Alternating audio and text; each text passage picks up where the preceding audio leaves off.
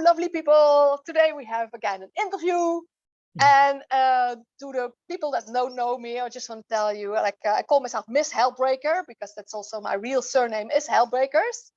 And I'm here to break free, that people break free from everything, like the hell/matrix, and come back to paradise mode in whatever form that is possible. And today I have an interesting speaker and interviewer, and he can tell you best about himself. So Sam, welcome here, and maybe you can tell a bit about yourself. Amazing. So thanks so much for having me here. I'm very excited, and I absolutely love your energy and your purpose and your intention with everything. So I really want to thank you for everything you do. So I am Sam the Happinessman. So my mission in life is to help awaken the world and to create world peace through the path of Dharma, holistic health awakened centers, creating utopian communities, and creating the world peace charity to solve all the world's problems. So my purpose is to help New Earth light leaders, light workers, and spiritual seekers to fully awaken, to be truly happy, and for us all to manifest our dream lives, whatever that is for you. So in a nutshell, I would say that's it. So that's a quite a great mission. Great mission, peace on everywhere on Earth and everybody thriving. That would be like amazing. And can you tell us a bit about your awakening journey? How you got to this the place? Yeah, for sure. So what I teach is, the core. It's like depending where you are on the journey. But I used to really suffer from a lot of anxiety, depression, social anxiety, like burnout, being in a constant sympathetic state, like being on 10 cups of coffee a day, like heart beating out of my chest, like whole body sweats. And it was like every day felt like torture. And, that negative voice in your head and these overwhelming emotions. But there was always a part of me that knew I would figure this out, even though I didn't quite know how. And in a way, this has been my greatest blessing, as me overcoming this is what I teach now. But back then I was like an atheist, didn't believe in this stuff, thought it was like airy-fairy bullshit and that. But it got to a point where I was suffering and I tried everything. I would go doctor to doctor. They would just give me medication and just increase the medication, which just made me worse. And it got to a point where I had enough. So I quit my job as a physiotherapist and I went on a world travel trip to find myself, to find happiness. I wrote up like 20 pages worth of details and manifested them all. So like bought an apartment, got in the best shape of my life, met the girl of my dreams, traveling the world, like tick, tick, tick, tick. But no matter what I achieved, quickly the mind would focus on what's next. And it's like I couldn't find this happiness, this fulfillment, no matter how much I searched. Then, like blessing in disguise, I went through my quarter life crisis, just like boom, ended up breaking up with a girl. My mum ended up in hospital with depression. My friend had a psychotic breakdown. So just building everything up, but then boom, boom, everything came crumbling down. I was traveling at the time and just escaping myself with travel and partying and smoking weed and all that stuff. But then it got to a point where, I don't know, enough was enough. And I was in Morocco and I heard about a Dharma Vipassana meditation camp. I also met this traveling nomad in this like white cloak and all like smoking hash on the rooftop, me and my brother. And I had like started learning about Eckhart Tolle before, didn't understand it fully, but I had a bit of an awakening, like felt light as a feather, really present just for an afternoon. But then next day it all came back. So I knew there was something to it. And I asked him like, what's the greatest book on spirituality and meditation? He just takes a deep breath, doesn't say anything for a little while. And he goes, the greatest book is the book on yourself.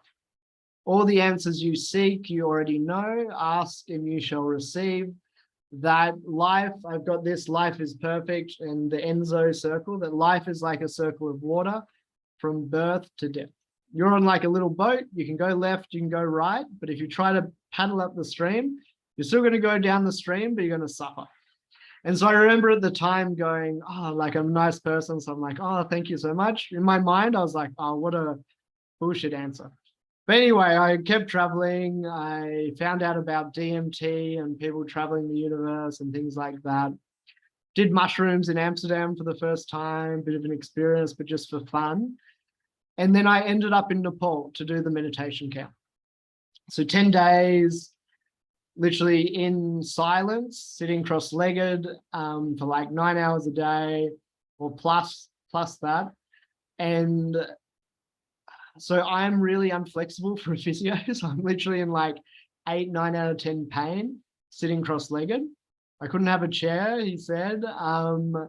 As well, I was really sick from partying so much before in Amsterdam. So coughing up yellow phlegm, really sick, no distraction from my mind. So the mind's like replaying every bad thing that's happened to me, the breakup, all this stuff. I'm not happy. I have to go back to Australia. Got to a point there, maybe the second day, where there was so much pain, so much sickness, so much torture, mental torture. I got to a point where I either quit and left or I accepted it. And I hadn't traveled that far across the world to quit. So I said, look, I don't know how I'm going to do this, but I'm going to commit to this, or they're going to bring me out by an ambulance. So almost that like surrender. All right, because I'm getting pain down my legs, numbness, tingling, like I'm a physio as well. Like I'm thinking back damage and all this stuff. So I'm like, all right, if they pull me out by an ambulance, I'm going to do it. When I made that switch, meditating, you feel your breath in so much pain, like 8, 9 out of 10 pain, the mental, the sickness. And I just accepted it. I'm like, okay, I don't know how I'm going to do this. I'm just going to do it. So feel the breath, the thought, mind goes to the pain or the thought. I'm like, no, don't worry. Feel the breath. We're going to do this. Again, how sick I was feeling. No, it's all right. Come back. After about 5 minutes of that, truly accepting it, just like that, the pain went from like a 9 out of 10 to 3 out of 10, like whole body tingling, burst out laughing. The happiest ever been, like trying to keep it together in a silent meditation camp. When outside, it's like I was awake for the first time. Would see the details in the bark, the bright blue sky, the sun, weight lifted off my shoulders. Everything was beautiful. And then I would meditate again. The pain would be there, but if I followed the same process, again, I would get in that happy state. At the end of the second day, something weird happened. It was like my mind was a high definition TV. Like I was there, I saw like a purple flower in a grass field. And I would go to the teacher like, oh, what's going on? And he's like a guy in a white cloak, really old, but like wise. He's like, oh, don't worry about it. We talk about it later. So anyway, that night, we'd just been focusing on the breath, but we've got to do the full body meditation. So that night I experimented. The light was switched off. And I started scanning my body. And then I would see like Buddha's face. I would open my eyes. I could still see it. I'd start getting these like images and like moving colors and things like that. So I was like, okay, go with it. The next day, I'd convinced the teacher to give me a chair. So I was there in a chair and we did the body scan, the Vipassana technique. So this is what Buddha used to become enlightened. And you focus on the top of the head, there's a voice recording. So it's like, feel the sensations. It says, feel there may be an ant. You may feel like insects crawling or heat or cold or that. So then I felt like an ant crawling up my shin. I looked, didn't see anything. I was like, okay, go. Felt an ant crawling up my thigh, looked, didn't see anything. I was like, okay.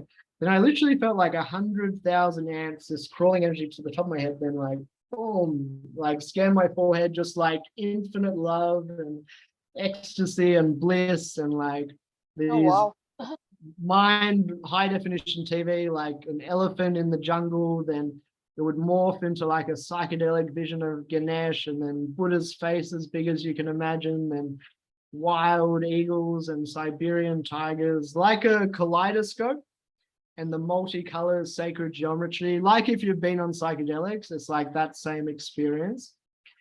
And then, yeah, the 2-hour meditation went like that. I woke up looking around like, fuck, did they like put LSD in my water or this or that? I went up to the teacher, like, what's going on? He's like, oh, wonderful. That's really good. Like, we won't talk now. Like, go have dinner. Like, we talk about it later. So anyway, I came out, like, I was an atheist before that. And I was just like, what the fuck's going on? Walking around going, what the fuck, what the fuck, what the fuck? Am I going crazy? But everyone's silent. You can't talk to anyone. But anyway, long story short, I was in that state. The realizations I would have, the videos would teach it that night before, like feeling connected, one with everything.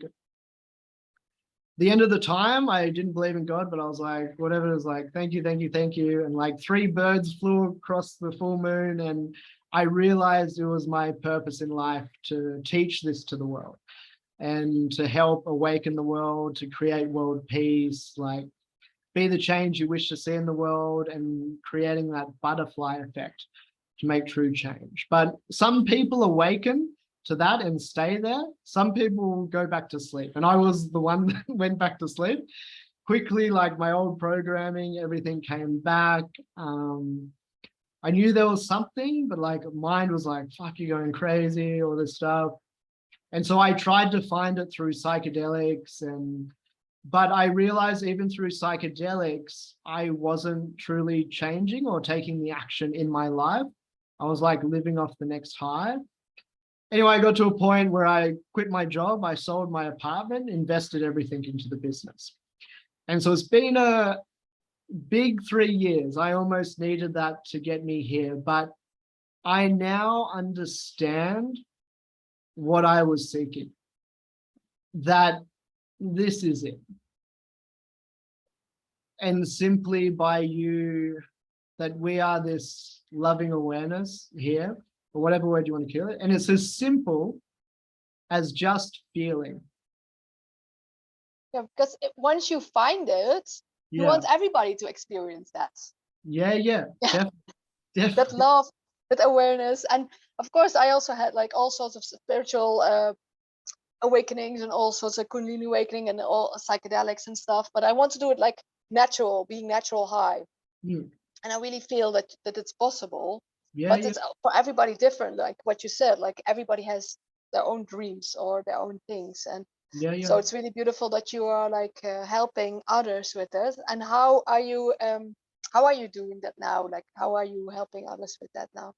Yeah. So I do like happiness coaching and healing. So pretty much I invested hundreds of thousands of dollars learning from like the best teachers around the world and meeting spiritual masters around the world, and almost taking the best bits of everything and almost creating the path of Dharma that ultimately is like this paradox. Like you're already here, and this is the inner Dharma, the 8 pillars of life. So your meditation, energy, sleep, nutrition, movement, nature, play, and purpose. So being in this state, this divine state, this silent state, like that you're always happy, at peace, in a state of joy. But then I'm still living a human experience as Sam. Yes. And so all the happiness I need is within myself, but also I'm living a human experience as Sam, and Sam can always improve and evolve and expand and manifest and get more kind of thing. So there's nothing wrong with that as well. So then it's like manifesting your dream life. Yeah. So you can be a 10 out of 10 in all areas of your life, from your happiness to your health, your soulmate, your friends, your family, your business, your finances, your freedom lifestyle. So pretty much teaching you to be your true divine self, which is that divine feminine. But then what is quite missing in the spiritual community is that divine masculine. I think a lot in the spiritual community are great at talking the talk, but not walking the walk. And it's so then how do you manifest this into reality and to make whatever that is for you? And that's how we truly make a change. Yeah. yeah, to have that also, that balance between that Yeah. divine feminine, divine masculine Yeah. inside yourself. Yeah, Yeah. That's it. yeah, That's that's really important. Yeah, to find that, because it's always like one or the other. yeah. Yeah. Uh, I yeah, agree. and it's not. Yeah, it takes a while. Yeah. Quite some. Definitely. So you did a lot of investing in yourself and finding that also. That was also part of your journey. So that's also a really interesting part, to really go everywhere and to find those things. And now you're sharing it yourself. So that's really awesome. Yeah. Thank So that's really you. cool. Really great mission you are on. And if so, I will post your links so people can find you. Perfect. I can find you, and it's really important, like indeed, to have like balance on all these levels and how to Yeah. get that. And I will post all the links so people can find you.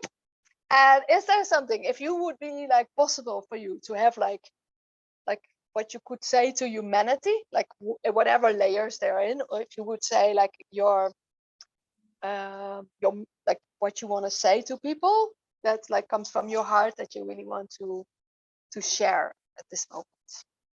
Perfect. I would say this, whether you're ready to hear this or not, the final answer, what I teach, the further I go along on my path, the more simple it is. Sometimes we're trying to seek enlightenment, ascension, or escape this human experience to find this happiness.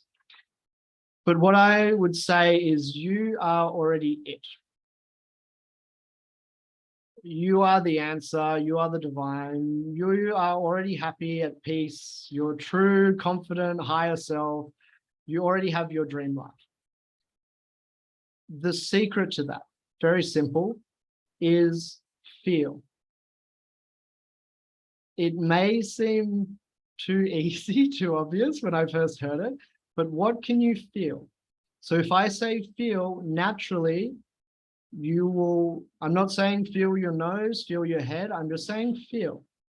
Where does this awareness naturally feel in the body? Maybe your whole body, it may be your head, it may be your heart, maybe somewhere. Feel it fully to heal it fully. And when you do that, because you are already it, it's like I don't have to go, I am Sam, I am Sam. I know 100% I am Sam. So when you just trust that you are the divine, even though it may not feel like it initially, and just to feel fully and to live this human experience fully that you are God, you are the creator of your reality. In time, you will heal fully what you've been carrying in your life, which is the root cause of all your problems. In time, you will then awaken to the truth that you're more than just this loving awareness, this inner peace, this silence. And your dream life will become effortless. But very simple, easier said than done. Yes, so yeah, if you do struggle with that or you resonate with that, I am offering a complimentary session as well. And I am here to help. But know whatever's happening to you, it is happening for you, even though you may not realize it. Feel it fully. Everything will unfold perfectly. Yes, thank you. And everything what doesn't make sense now, it will make sense in the long run. Yes, definitely, definitely. Trust me, I've Yeah. been through it, Yeah. but trust me, it will. You will get it, but just feel. Be consistent with that. Yeah. Yeah. Great message, because it's like in the simplest, the people have the biggest message of the biggest, like I feel like it's just being you and being feeling and being in the moment, and but it takes a long time to get there, and indeed, and also sometimes people need help with that. So that's why it's really good to that people know where we are and they can find you, and that's okay to because we like you also had a lot of help on your Yeah, yeah. journey, and I also had a lot of help on your journey, and it's like, so sometimes you get that by yourself, but sometimes you really need like tools on people, and then we are there. So we let us know, like, here we are, you know where to find us. So I said your links underneath, and a really cool Sam the Happinessman. I love your name. Thank you. Yeah, that's really like, yeah, but it's also you want to embody what you're saying. So Yeah, that's definitely. why I'm already glad that my name was already Hellbreaker, but then I Yeah. changed my surname into Joy because I want to embody joy. I love And that. yeah, so happiness and joy from us to everybody. Lots of love, and bye bye. See you later. Bye. Thanks for having me.